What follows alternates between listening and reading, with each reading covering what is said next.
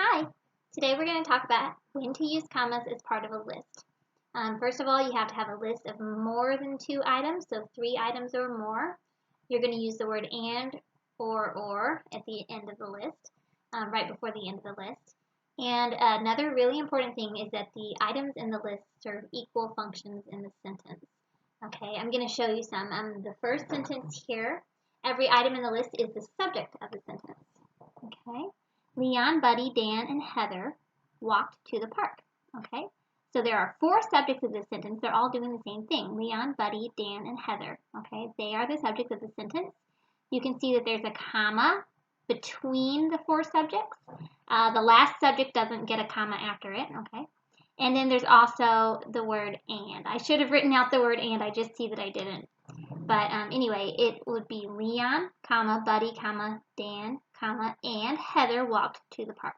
Okay, so they are all the subject. In the next one, let's see, what does it say? He published his review on Amazon, Goodreads, and Barnes & Noble. Okay, so we have the word on here, which is a preposition, on Amazon, on Goodreads, and on Barnes & Noble.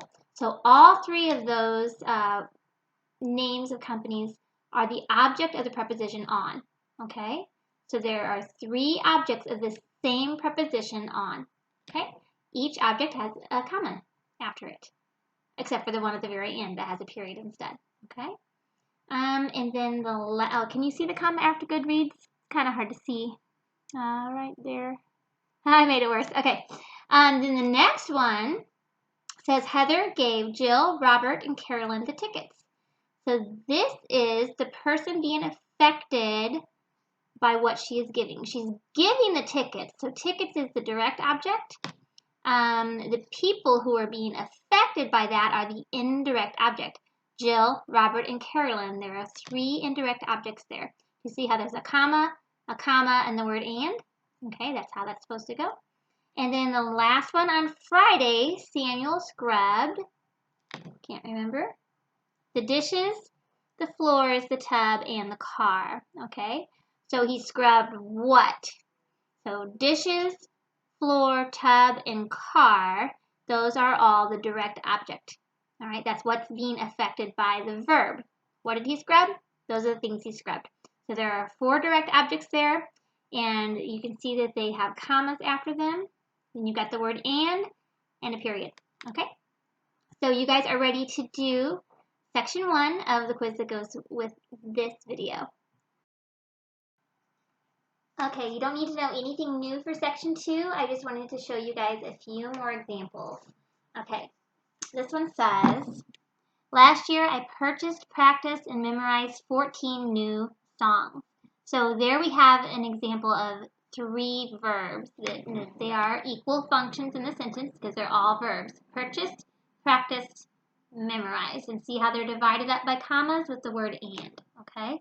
You don't need one after the last thing in your list. This one says, Wendell folded his clothes quickly, neatly, and obediently. How did he fold them? So these are adverbs. Quickly, neatly, obediently. And see that there's a comma after quickly, after neatly, and then we have the word and. Okay. This one here has, I think there are 4 dependent clauses there. Let me read this one this way. Can you see it? Maybe.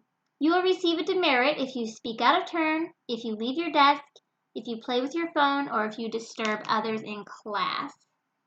Okay, so there are 4 independent clauses there. If you speak out of turn, if you leave your desk, if you play with your phone, if you disturb others in class. Okay, and do you see they each have a comma between them?